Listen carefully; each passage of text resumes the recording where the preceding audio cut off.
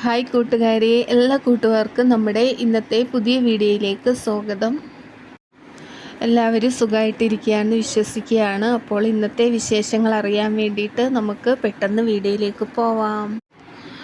അപ്പോൾ സമയം ഒരു 6 മണി ആയിട്ടുണ്ട്. അല്ലെങ്കിൽ ഞാൻ ഒരു 5:30 ആകുമ്പോഴൊക്കെ എണീക്കാറുണ്ട്. അപ്പോൾ എൻ്റെ പണികളൊക്കെ വേഗം കഴിയും. ഇപ്പോൾ 6 മണി ആയപ്പം ഇത്തിരി ലേറ്റ് ആവും കേട്ടോ. അപ്പം ഞാൻ ചോറിന് വെള്ളം വെച്ചു, അരിയൊക്കെ ഇട്ട് അത് കുക്കറിലേക്ക് മാറ്റി വെച്ചിട്ടുണ്ട്. പിന്നെ കൊള്ള ഉപ്പേരി വെക്കാൻ വേണ്ടിയിട്ടാണ് അത് ഞാൻ കുക്കറിലേക്ക് വെച്ചിട്ടുണ്ട്. പിന്നെ വെള്ളമൊക്കെ ചൂടാക്കിയിട്ട് കുടിക്കാൻ വേണ്ടിയിട്ടുള്ള വെള്ളം ചൂടാക്കിയിട്ടുണ്ട്. അപ്പോൾ രാവിലെ കുട്ടികൾക്ക് സ്കൂളിൽ കൊണ്ടുപോകാനായിട്ട് ചോറും സാമ്പാറും മുതിര ഉപ്പേരിയാണ്. പാലക്കാടൊക്കെ മുതിരയ്ക്ക് കൊള്ള് എന്നാണ് പറയുക കേട്ടോ. അപ്പോൾ അതാ ഞാൻ കൊള്ള് വേവിച്ച് അത് ചീഞ്ചട്ടിയിലേക്ക് കടുകൊക്കെ താളിക്കാൻ വേണ്ടിയിട്ട് ഇട്ട് കൊടുത്തിട്ടുണ്ട്. വെളുത്തുള്ളിയും എല്ലാം ഇട്ട് കൊടുത്തിട്ടുണ്ട് കേട്ടോ. ഇനി അതൊന്ന് വറ്റി വന്നാൽ മതിയാവും.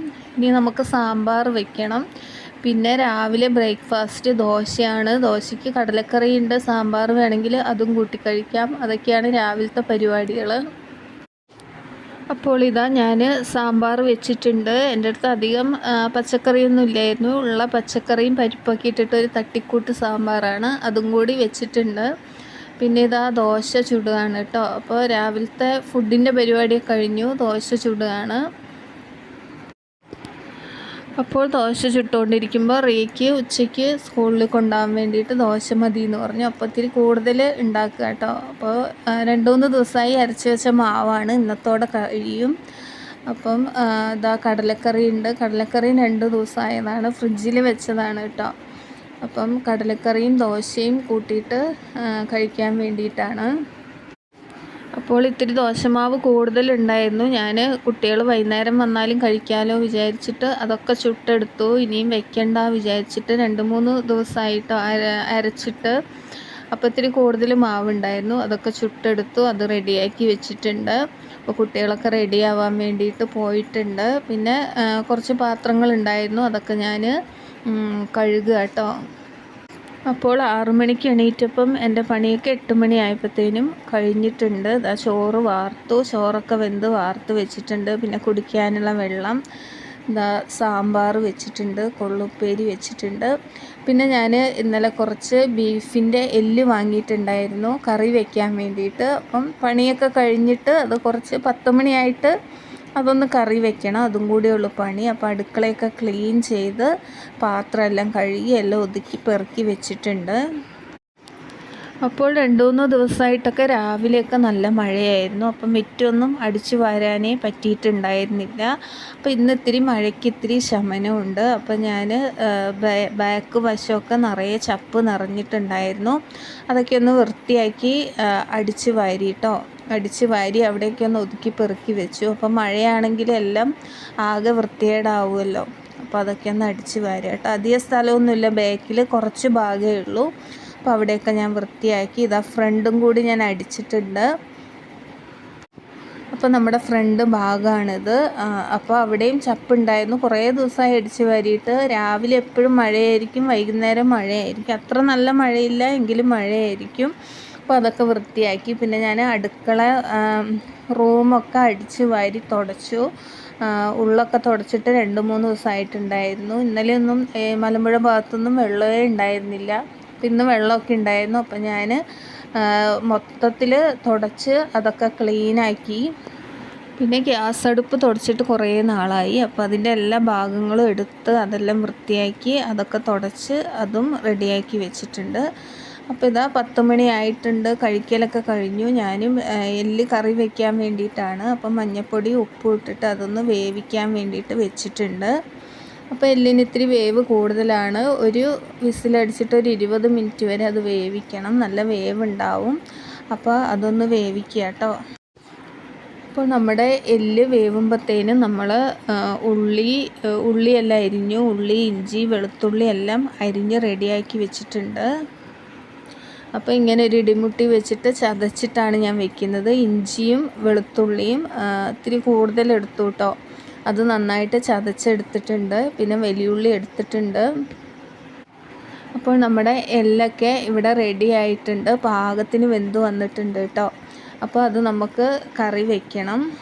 അപ്പോൾ നല്ല ടേസ്റ്റായിട്ട് അങ്ങനെ ഒരു രീതിയിൽ കറി വയ്ക്കാം. നമുക്ക് ചോറിൻ്റെ കൂടെ ആയാലും കപ്പയുടെ കൂടെ ആയാലും ചക്കയുടെ കൂടെ ആയാലും ഒക്കെ നല്ല ടേസ്റ്റാണ്, നമ്മുടെ ശരീരത്തിന് നല്ലതാണ് അതൊക്കെ കടിച്ച് തിന്നുന്നത്.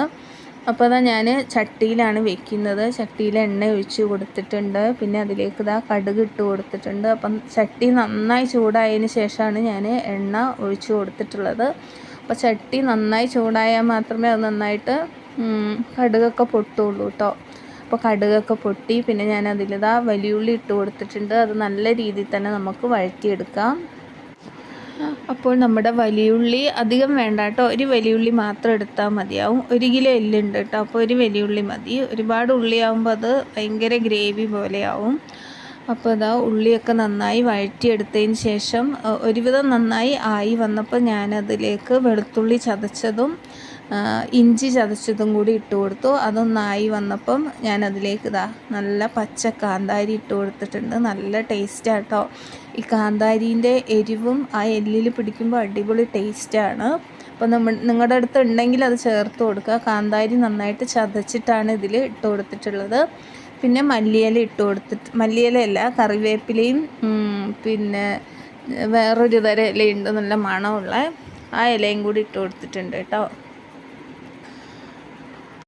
അപ്പോൾ അതൊക്കെ ഒന്ന് ആയി വന്നപ്പോൾ നമുക്ക് അതിലേക്ക് ബീഫിൻ്റെ മസാല ഇട്ട് കൊടുത്തിട്ടുണ്ട്. പിന്നെ മുളക് പൊടി, മല്ലിപ്പൊടി, മഞ്ഞൾപ്പൊടി, കുരുമുളക് പൊടി, ഇതൊക്കെ നന്നായിട്ട് വഴറ്റണം കേട്ടോ. നല്ല രീതിയിൽ തന്നെ വഴറ്റിയെടുക്കണം. അപ്പോൾ അതിൻ്റെ പച്ചമണമൊക്കെ മാറി വരുന്ന വരെ നല്ല രീതിയിൽ തന്നെ ഒന്ന് വഴറ്റിയെടുക്കണം കേട്ടോ. അപ്പോൾ ആ പൊടിയുടെ പച്ചമണമൊക്കെ ഒന്ന് മാറി വരുമ്പോൾ നമുക്കതിലേക്ക് വേവിച്ച് വെച്ച എല്ല് ചേർത്ത് കൊടുക്കാം. എന്നിട്ട് നന്നായിട്ട് തന്നെ അതൊന്ന് മിക്സ് ചെയ്യുക. ആവശ്യത്തിന് ഉപ്പിട്ട് കൊടുക്കുക. പിന്നെ കുറച്ച് വെള്ളം കേട്ടോ, 1 ഗ്ലാസ് വെള്ളം ഒഴിച്ച് കൊടുക്കാം. എന്നിട്ട് നമുക്ക് നന്നായിട്ട് തന്നെ തിളപ്പിച്ചെടുക്കണം കേട്ടോ. ഒരു 10-15 മിനിറ്റ് നന്നായിട്ട് തിളപ്പിച്ചെടുക്കണം. അതിൻ്റെ ആ എല്ലിൻ്റെ സത്തൊക്കെ അതിലേക്ക് ഇറങ്ങുമ്പോൾ ആ ചാറിന് പ്രത്യേക ടേസ്റ്റാണ് കേട്ടോ. അപ്പം ഞാൻ ഒരു പ്രത്യേക ടേസ്റ്റിന് വേണ്ടിയിട്ട് ഒരു പഴുത്ത തക്കാളി കൂടി അതിൽ ചേർത്ത് കൊടുത്തിട്ടുണ്ട്. ഈ തക്കാളിയുടെ ടേസ്റ്റ് കൂടി ആകുമ്പം അടിപൊളിയാട്ടോ. അപ്പോൾ അത് അതിൽ കിടന്നിട്ടൊന്ന് വേവട്ടെ.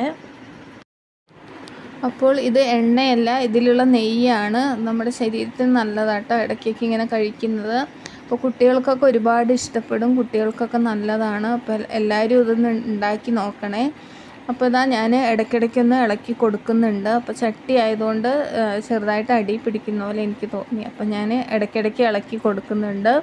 ഉപ്പും എരിവും എല്ലാം പാകത്തിനായിട്ടുണ്ട് കേട്ടോ. ഇനി ഒരു 10 മിനിറ്റ് കൂടി നമുക്കൊന്ന് തിളപ്പിച്ചെടുക്കാം. അപ്പോൾ ഒരു 10 മിനിറ്റൊക്കെ ആയിട്ടുണ്ട്. അപ്പോൾ പാകത്തിന് ഒരു കുഴമ്പ് രീതിയിലായിട്ടുണ്ട്. ആവശ്യത്തിന് ചാറും ആയിട്ടുണ്ട്. നിങ്ങൾക്ക് ഇത്തിരി ചാറ് കൂടുതൽ വേണമെങ്കിൽ അങ്ങനെ രീതിയിലെടുക്കാം. അപ്പോൾ ഇങ്ങനെ ഒരു രീതിയിലാണ് എടുത്തിട്ടുള്ളത് കേട്ടോ. അപ്പോൾ നമുക്ക് തീ ഓഫ് ചെയ്യാം. അപ്പോൾ ഞാൻ തീയെല്ലാം ഓഫ് ചെയ്ത് കുറച്ചൊരു പാത്രത്തിലിട്ട് കഴിച്ച് നോക്കുക കേട്ടോ. ഉപ്പും എരിവും കാന്താരി മുളകിൻ്റെയൊക്കെ ടേസ്റ്റ് സൂപ്പറായിട്ടുണ്ട്. നമുക്ക് ചോറിൻ്റെ കൂടെ കഴിക്കാൻ അടിപൊളിയാട്ടോ. ഇങ്ങനെ എല്ലൊക്കെ കടിച്ച് തിന്നണം.